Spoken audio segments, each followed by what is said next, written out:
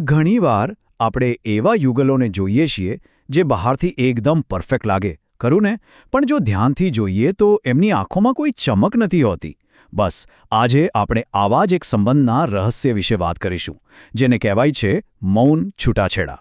આ એવું લગ્ન છે જે દેખાવમાં તો એકદમ બરાબર ચાલી રહ્યું છે, પણ અંદરથી તો એ ક્યારનુંય મરી ચૂક્યું છે. આ વાક્ય પર જરા ધ્યાન આપજો. તે તૂટેલું નથી લાગતું, તે સ્થિર લાગે છે.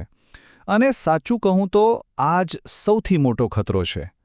આપણને બધાને એમ જ લાગે કે ઝઘડા, કંકાસ અને અશાંતિ એ જ સંબંધ માટે ખતરનાક છે. પણ હકીકત એ છે કે ક્યારેક વધુ પડતી સ્થિરતા, વધુ પડતી શાંતિ એ પણ સંબંધના મૃત્યુનો જ એક સંકેત હોઈ શકે છે. જુઓ, શાંતિ અને નિષ્પ્રાણતા વચ્ચે બહુ પાતળી ભેદરેખા છે.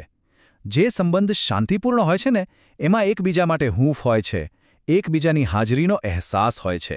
પણ જે સંબંધ નિષ્પ્રાણ થઈ ગયો હોય, એ તો બસ એક નાટક બનીને રહી જાય છે.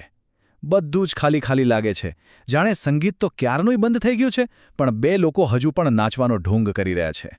તો આ મૌન છૂટાછેડા આખરે છે શું? કલ્પના કરો કે એક ઘર છે જે બહારથી તો એકદમ મજબૂત દેખાય છે, પણ એની અંદરની દિવાલોમાં તિરાડો પડી ગઈ છે. સંબંધ જીવતો નથી, બસ શ્વાસ લઈ રહ્યો છે. ચાલો આ વાતને થોડી વધુ ઊંડાણથી સમજીએ. આ વ્યાખ્યા બહુ મહત્વની છે. આ કોઈ એક જ ઝાટકે લેવાયેલો નિર્ણય નથી. ના, આ તો ધીમે ધીમે વિકસેલી એક આદત છે. યુગલ એકબીજાને પસંદ કરવાનું બંધ કરી દે છે, પણ બધું એટલું સરળતાથી ચાલતું રહે છે કે તેમને ખબર જ નથી પડતી કે તેમના સંબંધનું મૃત્યુ ક્યારે થઈ ગયું. કોઈપણ લગ્નમાં સમજો કે બે ભાગ હોય છે, એક ભાવનાત્મક અને બીજો કાર્યાત્મક. ભાવનાત્મક ભાગ જોડાણ, આત્મીયતા અને એકબીજાને સમજવા પર ચાલે છે, જ્યારે કાર્યાત્મક ભાગ એટલે રોજિંદા કામકાજ, પૈસા, સમયપત્રક અને બાળકોની જવાબદારી. સમસ્યા ત્યારે શરૂ થાય છે જ્યારે યુગલ પોતાનું બધું જ ધ્યાન ફક્ત કાર્યાત્મક ભાગ પર લગાવી દે છે અને ભાવનાત્મક જોડાણને સાવ ભૂલી જાય છે. એક સાચો કિસ્સો છે. એક યુગલને પૂછવામાં આવ્યું કે એમનો સંબંધ કેવો છે. પત્નીએ જવાબ આપ્યો, કાર્યાત્મક. અને પતિએ કહ્યું, ઠીક છે. જરા વિચારો, આ શબ્દોમાં ન તો પ્રેમ છે, ન તો પીડા. બસ એક ખાલી પૂછે. અને જ્યારે એમને પૂછવામાં આવ્યું કે છેલ્લે ક્યારેય તેમને એકબીજા સાથે પોતાના વિશે વાત કરી હતી, તો જવાબમાં લાંબી ચૂપકીદી છવાઈ ગઈ. અને ક્યારેક આ ચૂપકીદી જ સૌથી મોટો જવાબ હોય છે. તો સવાલ એ છે કે આવી સ્થિતિ બને છે કઈ રીતે? એક ભાગીદારી કઈ રીતે પ્રોજેક્ટ મેનેજમેન્ટ બની જાય છે? જુઓ, આ કોઈ રાતોરાત થતો ફેરફાર નથી, પણ વર્ષોની એક ધીમી અને શાંત પ્રક્રિયાનું પરિણામ છે. ચાલો એના કારણો પર એક નજર કરીએ. આખી પ્રક્રિયા શરૂ કેવી રીતે થાય છે એ સમજવું બહુ જરૂરી છે. યુગલ જાણી જોઈને એકબીજાથી દૂર નથી થતા, પણ એવું બને છે કે તેઓ પોતાની બધી જ ઊર્જા કામ, કરિયર, બાળકો અને બીજી જવાબદારીઓમાં લગાવી દે છે, અને અંતે સંબંધ માટે કોઈ ઊર્જા બચતી જ નથી. અને આ ઠીક છેવાળી સ્થિતિ જ સૌથી ખતરનાક છે. જેમ કે ઉકળતા પાણીમાં નાખેલો દેડકો તરત બહાર કૂદી જાય છે, પણ જો એને ધીમે ધીમે ગરમ થતા પાણીમાં રાખવામાં આવે તો એ ત્યાં જ રહીને મૃત્યુ પામે છે. બસ એવું જ કંઈક ઠીક છેવાળા સંબંધનું થાય છે. એ એટલો ધીમે ધીમે મૃત્યુ પામે છે કે કોઈને ખબર પણ નથી પડતી.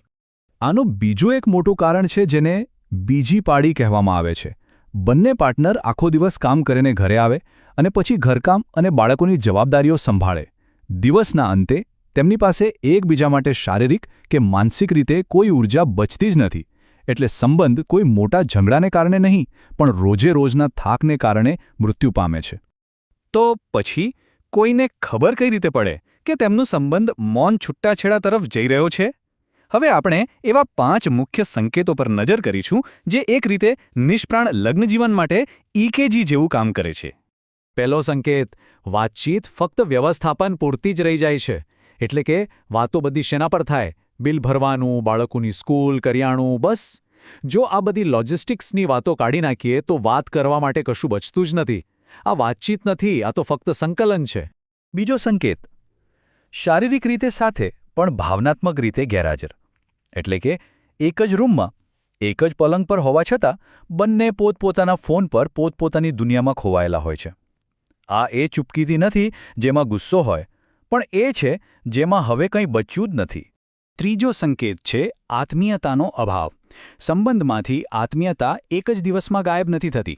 ના, એ એટલી ધીમે ધીમે ઓછી થતી જાય છે કે કદાચ યાદ પણ નથી રહેતું કે છેલ્લી વાર ક્યારે ખરેખર એકબીજાની નજીક આવ્યા હતા. અને જો થાય પણ તો એ એક ફરજ જેવું લાગે છે, ઈચ્છા જેવું નહીં. ચોથો સંકેત, ભવિષ્યના પ્લાનિંગ અલગ અલગ થવા લાગે છે. હવે આપણે સાથે શું કરીશું એના બદલે હું મારા માટે શું કરીશ એવા વિચારો આવવા લાગે છે. એક જ છત નીચે બે અલગ અલગ જીવન જીવાઈ રહ્યા છે. અને પાંચમો અને કદાચ સૌથી મહત્વનો સંકેત, લગ્નમાં હોવા છતાં એકલતા અનુભવવી.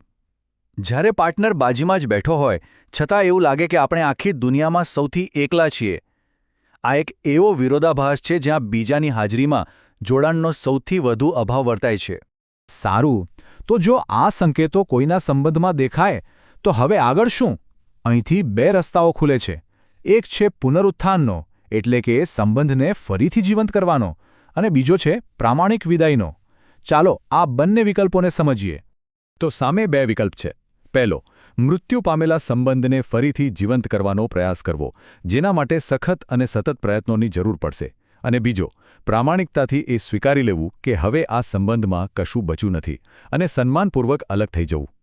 જો પુનરુત્થાનનો રસ્તો પસંદ કરવામાં આવે તો આ 5 પગલાં ડિફિબ્રિલેટર જેવું કામ કરી શકે છે. પહેલું અને સૌથી અઘરું, બંને મોટેથી સ્વીકારવું પડશે કે આપણું લગ્ન મરી ગયું છે. બીજું, રોજ ઓછામાં ઓછી એક વાર એવી વાત કરો જે ઘરના કામકાજ વિશે ન હોય. ત્રીજું, એકબીજાના જીવનમાં સાચો રસ બતાવો. ચોથું, શારીરિક સ્પર્શને ફરીથી સ્થાપિત કરો. અને પાંચમું, સ્ક્રીન બંધ કરીને એકબીજા સાથે સમય પસાર કરો. અને જો પુનરુત્થાનનો વિચાર મનમાં કોઈ જ ભાવનાત્મક પ્રતિક્રિયા પેદા નથી કરતો તો કદાચ જવાબ એ જ છે. જો સંબંધને બચાવવાની કોઈ ઈચ્છા કે ઉતાવળ જ ન હોય તો પ્રામાણિકપણે અલગ થઈ જવું વધુ સારું છે. કારણ કે મૃત સંબંધમાં રહેવું એ ઉમદા નથી, અને બાળકો માટે એ પ્રેમનું નહીં પણ ભાવનાત્મક મૃત્યુનું ઉદાહરણ પૂરું પાડે છે. છેલ્લે એક વાત યાદ રાખવી જરૂરી છે. લગ્ન કોઈ મશીન કે માળખું નથી જેને બસ ચલાવીએ રાખવાનું હોય. તે બે લોકો દ્વારા દરરોજ જાણી જોઈને સક્રિય રીતે લેવાતો એક નિર્ણય છે, એકબીજાને પસંદ કરવાનો નિર્ણય. અને પસંદગી તો હંમેશા જીવંત વસ્તુની જ થાય છે. તો અંતે સવાલ એ નથી કે લગ્ન કાર્યાત્મક છે કે નહીં, એટલે કે ચાલી રહ્યું છે કે નહીં. અસલી સવાલ તો એ છે કે શું તે જીવંત છે? આ પ્રશ્નનો જવાબ દરેકની અંદર જ ક્યાંક છુપાયેલો છે. અને આ જ વિચાર સાથે આપણે આજનું વિશ્લેષણ અહીં સમાપ્ત કરીએ છીએ.